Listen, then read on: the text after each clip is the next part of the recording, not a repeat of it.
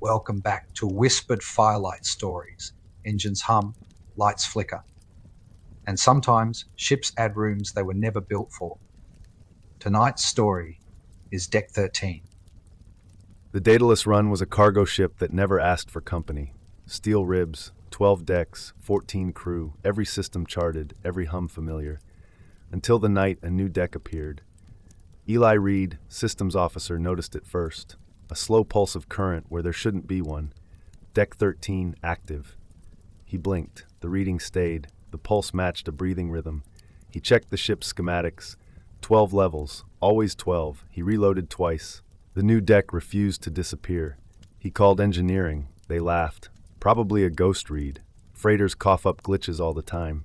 Eli laughed back, just to sound normal. But the laugh came out flat. He grabbed a lamp, a toolkit, and called Kara Nolan. Second shift tech, steady hands, voice like someone who'd seen too much space. They rode the maintenance lift down to deck 12. The doors opened to coolant smell and the lazy buzz of power lines. Normal, safe. Then Kara stopped. A new bulkhead panel glowed at the corridor's end, smooth, silver, and clean as fresh paint. No weld seams. Across its surface, faint letters shimmered. Access Deck 13. Eli reached for his ID card. The scanner blinked green. A hatch opened with a soft exhale, like a lung releasing air. Cold wind rose from below. Company design didn't list any sublevels, Kara whispered. Eli hesitated, then climbed down the ladder. The rungs were colder than metal should be. Kara followed, lamp trembling slightly. They dropped into a corridor long enough to lose perspective. Red emergency strips pulsed slow and even. The air smelled of static and old rain. No noise except a low, wet rhythm behind the walls. Ox Bay? She asked. Eli checked his wrist display. Blank, clock frozen at. Every step felt heavy, like walking through syrup. Their boots left faint prints, but the floor swallowed them seconds later. The hallway bent left, then right, then repeated. Door after door, 13A1, 13A3, each one smooth, no handles. Something shifted beyond the metal, a scrape, like bare feet dragging. Eli pressed his ear to the wall, breathing, slow, close. He stepped back. Anyone there? The reply came half a heartbeat later, his own voice. Anyone there? Too sharp to be echo. They tried to go back. The hallways folded on themselves. Numbers looped, 13A1, 13A2, 13A1. Kara's whisper cracked. We're walking in circles. Eli didn't answer. The comm hissed alive. A calm male voice. Eli Reed, report. He keyed transmit. Engineering, we're seeing. Static cut him off. Then the same voice repeated, word for word, same tone. Playback. Ahead, something flickered. A service drone lay crushed against the wall, folded like soft metal. Its optics blinked once. 13, it whispered, then died. Kara's breath hitched. Eli lifted the lamp higher. At the corridor's far end, a shape waited. Tall, narrow, perfectly still. Its helmet caught the red light and reflected it like liquid glass. When Eli inhaled, the visor brightened, matching the rhythm of his lungs. He called out, "Identify yourself!" The voice that answered was his own. "Identify yourself!" They ran. Boots thundered on the deck, but another rhythm joined in, footsteps that weren't theirs. 2 sets became 3, 3 became many. Every turn ended back where they started. Every junction held that same folded drone, still whispering under its breath, 13, 13. Kara screamed into her mic. "Bridge! Extraction now!" A calm voice replied. "Extraction confirmed. Hold position."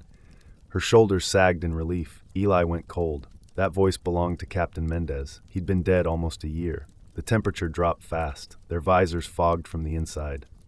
The air carried a faint vibration, like 1,000 teeth chattering behind the bulkhead. Red light pulsed faster, almost urgent. The corridor trembled, then silence, complete, ringing silence. Kara turned, lips pale. It stopped. Eli shook his head. No, it's listening. From behind them came a slow scrape, metal on metal. The thing stepped forward, body too long, limbs too smooth, helmet reflecting their own faces back at them. Kara flicked her torch on. Fire spat bright blue.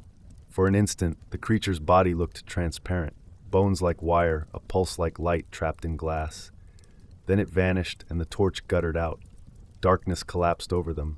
The breathing returned, right next to their ears. They ran again, half blind. Kara found a ladder by feel and started climbing. Eli followed, every rung colder than the last. A hand brushed his boot, too smooth to be human. He kicked hard and kept climbing. They burst through a hatch into white light. Deck 12. Real hum. Real smell of oil and dust. The hatch sealed behind them. No markings. No handle. Commands sealed off the lower levels. Diagnostics showed nothing beyond Deck 12. Blueprints matched. No anomalies. Eli's report read, unverified structure. Access restricted. He didn't mention the breathing. He didn't mention the voice that now whispered through the vents each night. His own, replaying words he never said. Don't look down. Weeks passed. Crew said the engines sounded different, like someone humming inside the hull. No one liked walking near maintenance. Even lights seemed to dim a little when he passed. Months later, the Daedalus Run docked at Ceres Station. Port crews ran diagnostics, routine checks, all normal, except for one stray circuit loop marked 13A1. No record of its creation, no physical endpoint, just a slow, steady signal, breathing. One tech joked, probably an echo. Another said, then what's it echoing? That night, station security logged motion from Daedalus Run's maintenance deck. Infrared showed a humanoid figure moving through bulkheads. Every time it passed a camera, the feed jumped forward exactly 13 seconds. They boarded at dawn. No one answered hails. Inside, the ship lights blinked in a slow rhythm.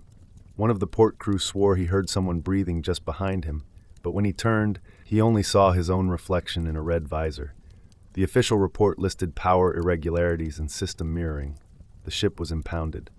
They said 12 decks were sealed and accounted for, but one console at the dock kept blinking green. Access Deck 13, online. If you ever find yourself on a freighter, count the decks before you sleep. There should only be 12. If you see a new hatch that hums like it's thinking, don't open it. Whatever breathes behind it already knows your name.